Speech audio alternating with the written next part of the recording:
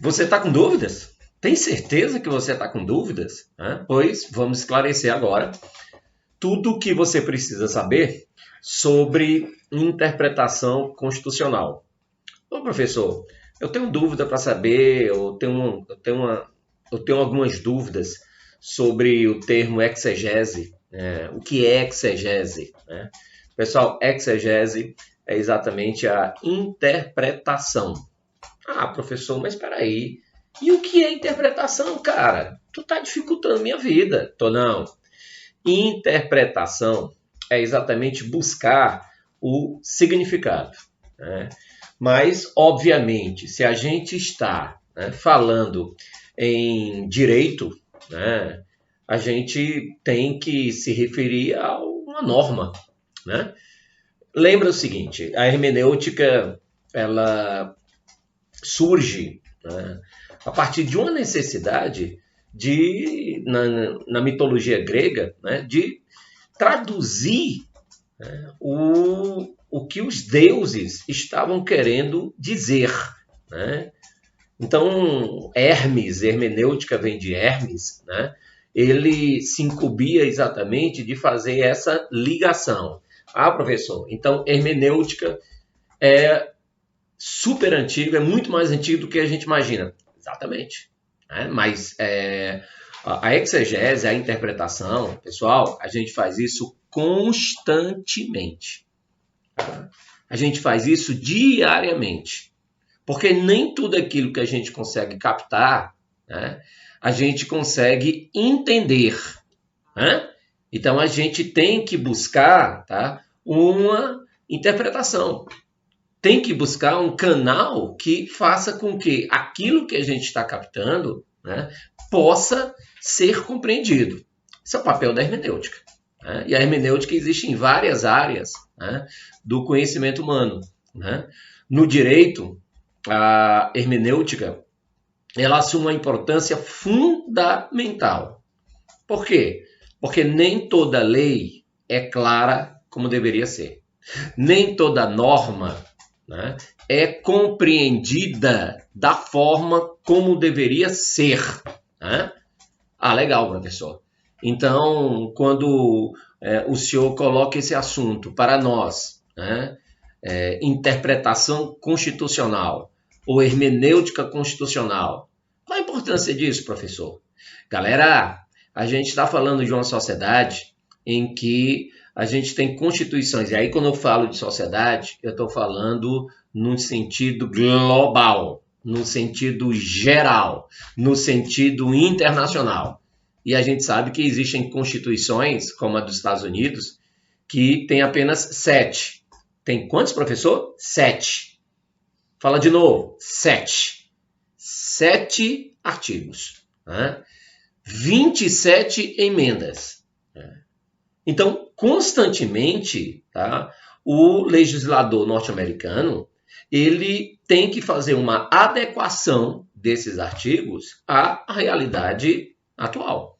Por quê? Porque a realidade social, econômica, política, econômica, já foi, Jojo, A realidade política, social, cultural, econômica é uma realidade mutante.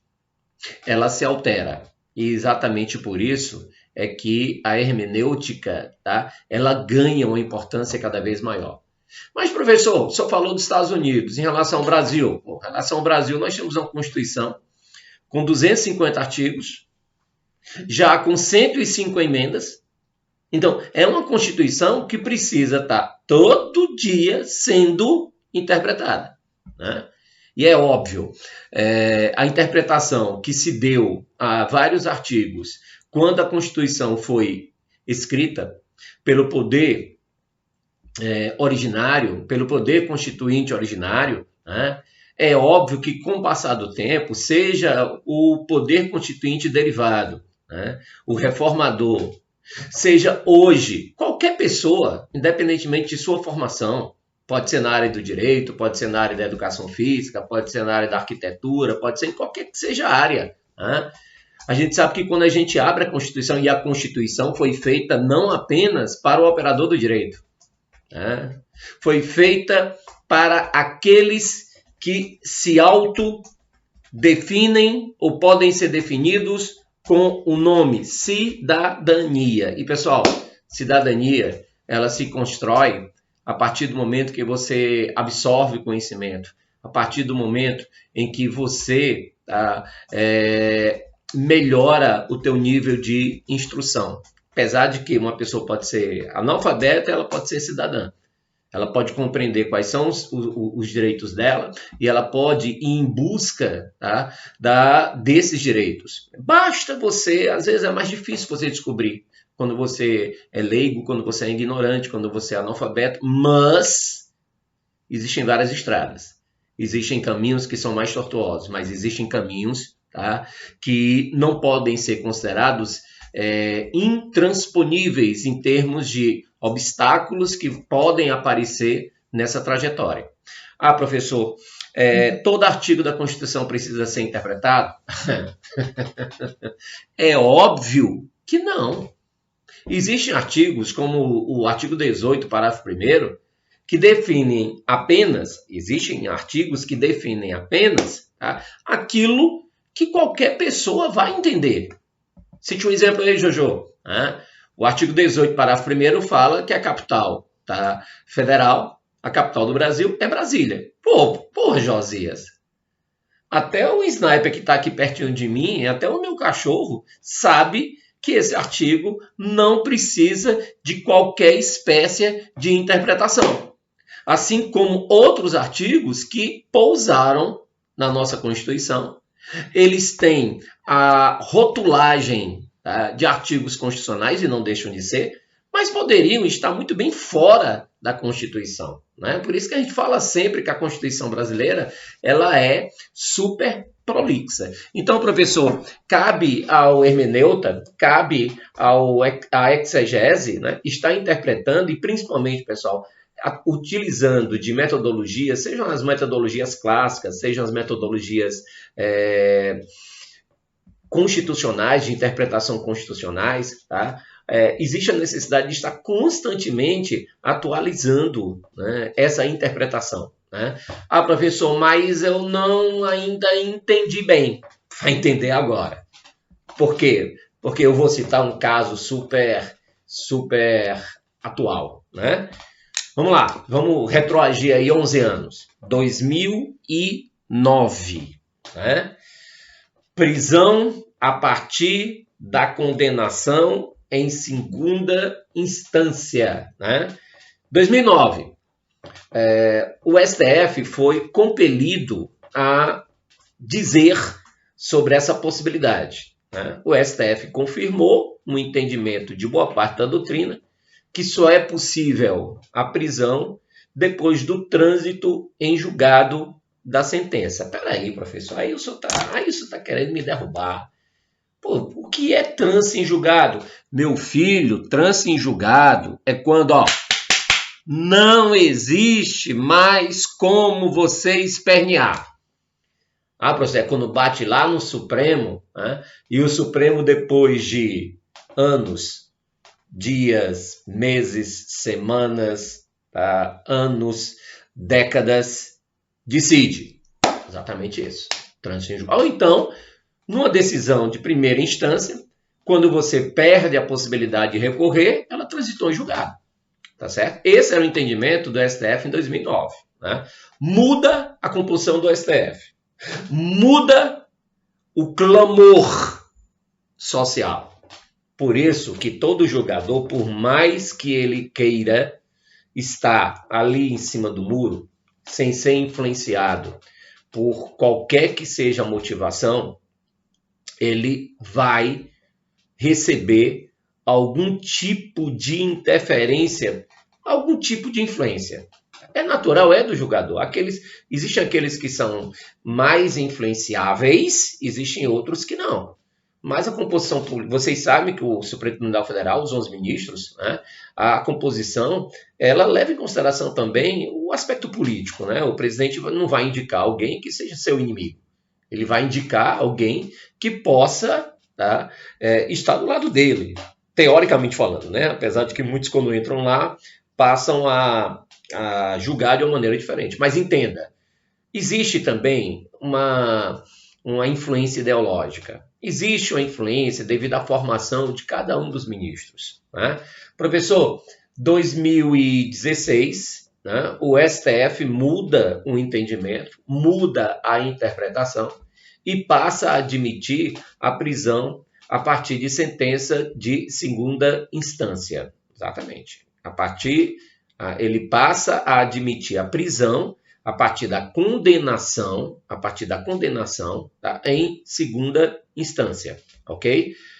Obviamente, todo mundo sabe que no final do ano passado, o STF foi novamente compelido, né, a se posicionar sobre isso e simplesmente voltou atrás. Passou a interpretar da mesma forma que 11 anos atrás, tá? Da mesma forma que em 2009.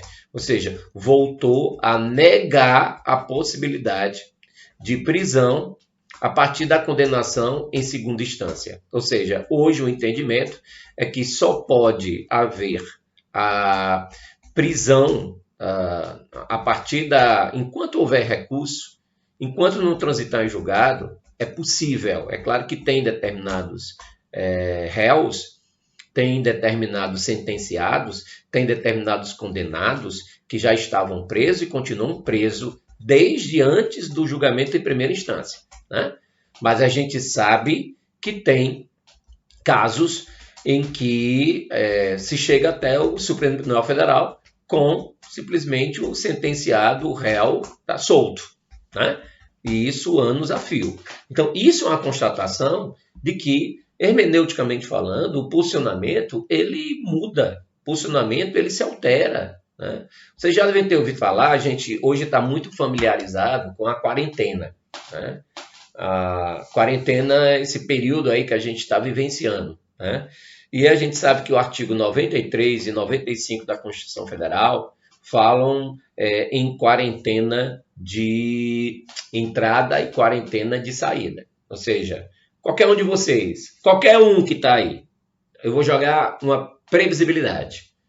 Eu estou falando agora, vou me aproximar dessa câmera aqui, né, de vários, tá, futuros, né, juízes, promotores, defensores, advogados gerais da União, tá? Se Deus quiser, muitos que estão assistindo essa videoaula vão passar em concursos, né? E para a magistratura, a gente sabe que o artigo 93, inciso 1º, ele exige, tá, que o juiz, tá, para ser empossado, para tomar posse, ele comprove 3 anos de exercício da advocacia, né?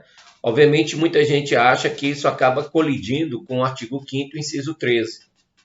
O que é o artigo 5º, inciso 13, professor? Tá? Que é livre o exercício de atividade profissional, né? E aí aquela história, isso aí, pessoal, essa colisão vai ocorrer principalmente quando a gente analisa o artigo 95, parágrafo único, que traz as vedações, tá, para os juízes que se aposentam ou são exonerados, né? E uma dessas proibições está em exercer a advocacia em um prazo de 3 anos no juízo, tá, ou no local onde esse juiz trabalhava anteriormente, né? E a tal da quarentena. Muita gente acha que esse artigo ele acaba colidindo com um princípio, né, lá do artigo 5º, o inciso 13, que fala exatamente no livre exercício, tá, de atividades profissionais, do exercício do trabalho. Ninguém pode ser compelido, ninguém pode ser impedido disso, né? Muita gente acha que o artigo 95 ele traz uma excepcionalidade, que nenhum artigo da Constituição pode ser analisado de forma absoluta, né? Mas, enfim, vocês já devem ter ouvido falar, e só para concluir essa questão da hermenêutica, da interpretação constitucional, apenas, tá, para referendar o pensamento de alguns doutrinadores, dentre eles o professor Pedro Lenza, né? Inclusive foi enviado para vocês um vídeo sobre uma palestra ou um curso que ele dá para os os alunos, né, que concluem o curso e vão tentar se transformar em advogados, né, através do exame de ordem, né, através do exame da OAB, né, que é o amicus curiae. O que é o amicus curiae, professor? O amicus curiae, pessoal, hoje já está mais do que cristalizado que a interpretação ela deve ser feita não apenas pelo legislador, não apenas por quem escreve a lei, né? Mas também pelo julgador. E aí vocês, professor, hoje principalmente quem interpreta, tá? Hoje quem adota a exegese, né? Quem busca o significado e o alcance da lei é o juiz, é o magistrado. Pessoal, somos todos nós. Lembra que recentemente, quando a gente fala de recentemente, né, o Supremo Tribunal Federal, quando ele discutia sobre a utilização de células-tronco, estou dando a pescada aqui, né, de embriões humanos, né, houve uma espécie de audiência pública, né, em que especialistas sobre o assunto, né, puderam participar dessa audiência, dar a sua participação, a sua contribuição. Foram chamados especialistas a favor e contra, né, e isso influenciou diretamente na decisão dos julgadores. Lembra sempre do seguinte, o magistrado ele tem que ter um conhecimento muito vasto, mas ele não é obrigado a ser especialista em tudo aquilo que ele decide. Não tem porquê, né? Então, a possibilidade de ouvir alguém da sociedade que não necessariamente é um juiz, que não necessariamente é um procurador, que não necessariamente é um operador do direito, mas que faz parte da sociedade e tem um entendimento profundo, às vezes uma vida toda só pesquisando aquele tema, né? Ouvir essas pessoas é primordial, e isso o pessoal pegou, porque na reforma do Código de Processo Civil, o amicus curiae, né, ou seja, o amigo do tribunal, ele passou a ser tipificado no artigo 138, dê uma olhadinha nesse artigo 138, e isso, pessoal, vai legitimar isso que a gente chama de sociedade aberta, de sociedade plurima, de sociedade em que todos nós ajudamos a interpretar a norma. Né? E aí, galera, a gente tem uma série de interpretações e lembra, a diferença principal, eu ainda vou voltar no segundo vídeo conversando sobre reforma da Constituição. Mas eu quero que vocês entendam o seguinte, a interpretação da Constituição está diretamente relacionada àquilo que a gente conceitua de mutação constitucional. O que a gente falou em relação ao artigo 93, o que a gente falou em relação ao artigo 95, o que a gente falou agora sobre os amicus curiae, né? Os amigos do tribunal, isso tudo, pessoal, ajuda não necessariamente a alterar fisicamente, literalmente, uma lei, mas alterar o entendimento, alterar a interpretação. Né? Lembra que quando a gente fala do conceito de casa lá na Constituição, a casa é ao cachorro latindo, tá? Porque o menino está atrapalhando aqui. Né? Mas ele faz parte, ele está aqui dentro do contexto, ele tem que participar da aula, eu disse que ele iria participar. Lembra que o conceito de casa ele acabou sendo ampliado. Né? A casa é asilo inviolável. Quando a gente fala de casa, a gente fala não só na nossa residência, mas hoje o contexto e a interpretação do Supremo é que casa, o conceito de casa seja ampliado, tá? Para local de trabalho, um quarto de hotel, um quarto de motel, ou seja, onde quer que você seja encontrado, você pode ser notificado. Né? Aqueles 3 casos. A casa é um asilo inviolável, tá? Mas pode haver um flagrante, pode haver a necessidade de prestação de socorro, pode haver a necessidade de um mandado judicial, desde que seja durante o dia, e essa casa ela pode ser invadida, e essa inviolabilidade acaba não sendo absoluta, ok? Professor, então mutação constitucional, pessoal, é você dar uma nova roupagem, uma nova interpretação, um artigo, a uma norma, tá? De uma área do direito. Pode ser não só a Constituição, Lembra lá dos artigos 215, 216, 219 do Código Penal, que falavam até a lei complementar que os alterou, que os revogou, né? Lei complementar de 2005, né? Que de repente mudou totalmente o conceito, né, que se tinha, tá? Para mulher honesta. Né? Mulher honesta passou a ter uma alteração.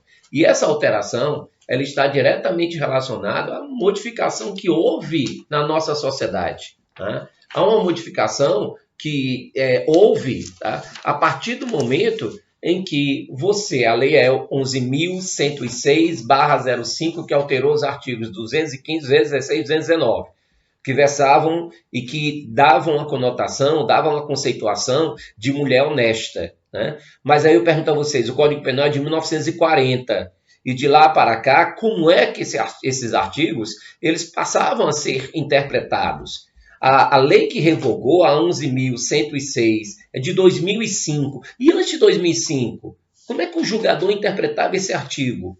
Como é que você conceituava esse conceito de mulher honesta, o comportamento de uma mulher nos anos 40 do século passado? Totalmente diferente de hoje. Hoje, o comportamento de alguém pode se adequar pode colocar sob risco o conceito de honestidade, né?